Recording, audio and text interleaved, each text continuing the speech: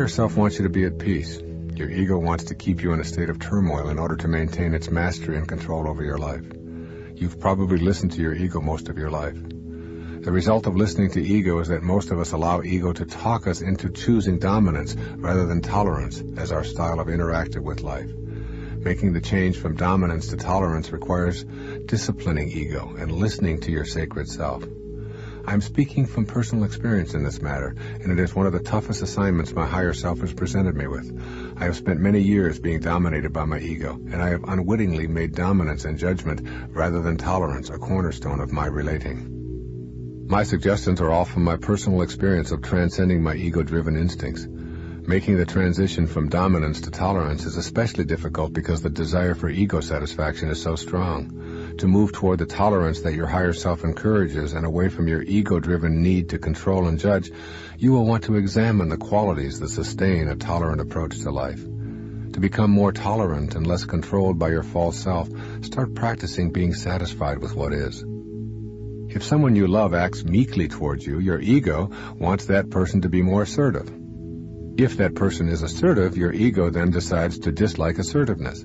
If you eat too much, you start thinking about how nice it would be to be thinner. If you go on a diet, and all of your thoughts then will be about food. If you stay at home for a long period, your ego starts telling you how nice it is to travel.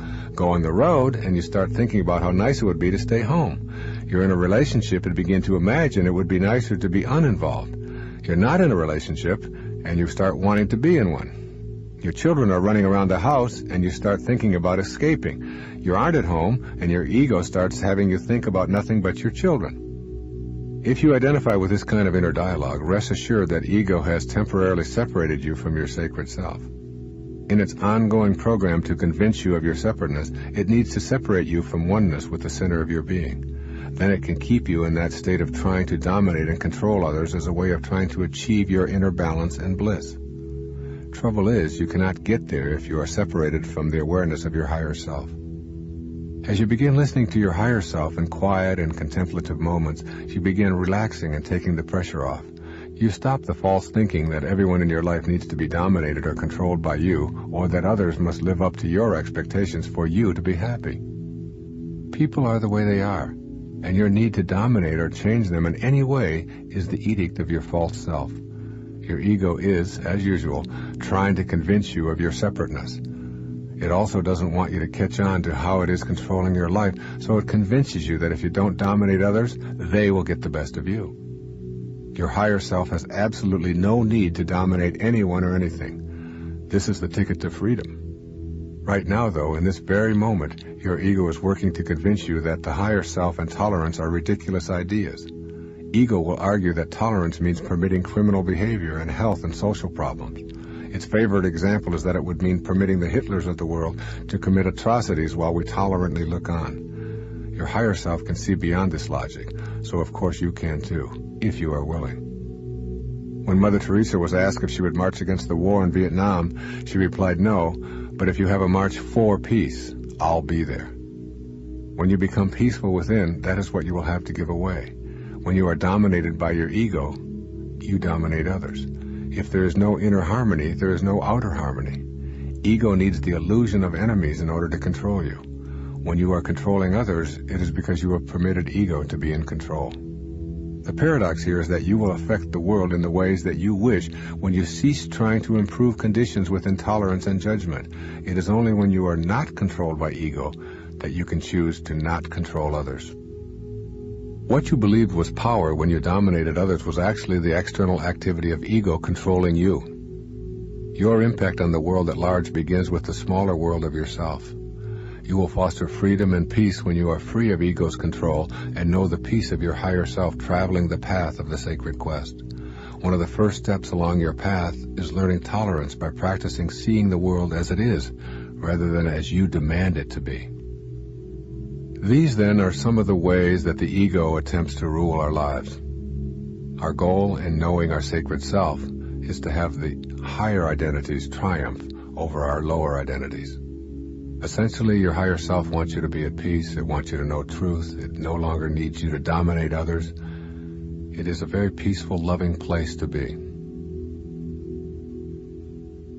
At this point, I would like to have you stop looking at how you can get your own sacred self in order and begin to look at how the world can do this as well. When we have a world of people who are radiating outward the kinds of things I've been talking about throughout this tape, you'll begin to see a whole new world order, one that is not dominated by a world ego. And so my conclusion here will not be an odyssey into all the evils of our society.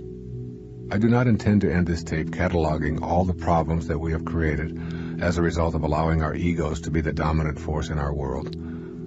This is not to say that I fail to recognize that we have plenty of problems that have grown out of our preoccupation with satisfying our egos, nor am I blind to the fact that our individual egos have interacted in ways that have produced war, crime, addictions, poverty, social inequities, and government tyrannies. We have created a world ego that reflects on the global level the same lack of depth and richness that exists in our individual lives. Throughout this tape, I have presented reasons for taming the personal ego and suggestions for how to do that. The very same can be said for doing this on a global level. I hope it is as obvious to you as it is to me that the collective ego will benefit when we transcend our individual egos. You, as a single individual, have a sacred quest. That quest involves coming to your higher spiritual nature and inviting it to show you the way of the sacred self in your daily life. This means denying the demands of your ego if those demands contradict the guidance of your higher self. Our world is a collection of individuals urged on by the loving presence within all of us to achieve the sacred quest personally and collectively. The world will become a peaceful, fulfilled, cooperative, loving, truthful, tolerant, and pure environment as the individual parts that make up the collective consciousness restrain their egos. As is the microcosm, so is the macrocosm. The whole behaves precisely as does its individual parts. Many people I speak to tell me that they feel powerless to affect the global community. They believe that, given the scope of the world's problems, their efforts are so infinitesimal as to be insignificant.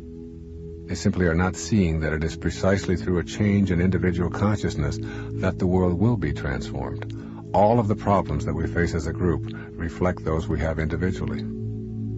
The world is encountering a spiritual deficit that reflects our need to consciously get on the path of our sacred quest.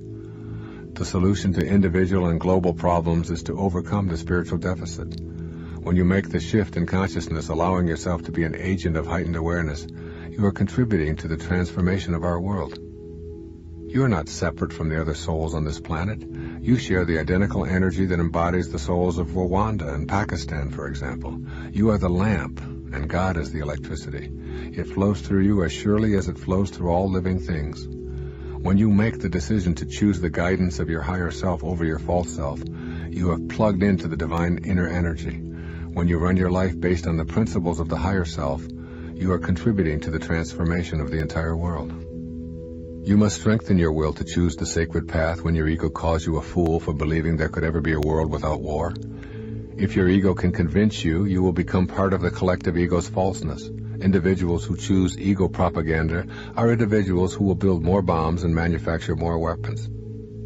Currently, there are some 6 billion people on the planet. About 3 million are at war or in skirmishes that cause them to kill and torture each other. But that means that there are 5,997,000,000 who are not at war. This is a hopeful statistic, which our egos do not want us to consider. By contrast, the collective ego strives to keep the populace nervously on the edge with reminders to view the world in terms of us versus them. This ego viewpoint not only reinforces the insane escalation of ways to kill each other, but is also responsible for most of our social problems. The world ego is our false self, and this is the primary characteristic that we need to recognize. We want to believe that we are our physical bodies and that the territories we occupy are so important that we are willing to kill each other in order to maintain those boundary lines. We have become convinced that our true identities are located in tribal ancestries, traditions, histories, genealogies, and the color and shape of our bodies. We have lost sight of our authentic identities because of the labels that our egos have assigned to us. Our egos have coalesced into a worldwide false perception of ourselves based on an unwillingness to know our true spiritual nature. Although all of our spiritual leaders have reminded us of our divinity and implored and even commanded us to love one another, the world ego has won this battle and produced ancient enmities and uncountable horrors in the long history of humanity. The spiritual solution to the major problems that face the world is to bring into positions of power those who are not motivated and driven by their egos, but see the collective good as their primary objective. We need leaders who do not manifest primitive tendencies of consciousness such as hate, envy, greed, bloodthirstiness, and intolerance, but are grounded in love, tolerance, truth, and purity. As you travel the path of your sacred quest, you will help to dispel the absurdity of specialness that the ego so assiduously promotes. You will see an end to this kind of thinking in your life and on a worldwide scale as well. The higher part of ourselves that I have talked about on this tape reacts to a vision that is infinite. This is assuredly not the vision of the ego. The ego is just as cowardly on a collective scale as it is on an individual basis. The world ego is frightened of a mass appeal to overcome our spiritual deficit. When people face inward and embrace a more loving perspective, the power of the sacred self will create change not only in the community but in the entire world as well. The world ego will do all that it can to prevent this kind of inner approach. It will ridicule those who promote meditation, peaceful demonstrations, and the love of God as a way out of the morass of social evils. The collective ego convinces itself that money makes it special, and thus it will throw dollars at any problem and pride itself on the undertaking. Consume, consume, consume. More is better. The more you accumulate, the fancier your toys, the bigger your shopping malls, the more petrol that you use in your automobiles, the more successful you are. It is a push away from peace toward a style of consumerism and capitalism that is defended as the way of civilization. Yet your higher self knows there is no peace in the more is better. It is just as true on the collective level as it is on the individual plane. The higher self urges you to simplify and to avoid contributing to anything that hurts others or increases the separation from your spiritual source. As you listen more closely to your sacred self and transcend your ego, so too will the world ego be shifted away from power, control, and money, back to the basic virtues of higher awareness, back to peace, beauty, love, purity, tolerance, patience, and compassion. This does not mean that the benefits of technology cannot be enjoyed. It means that the ego will not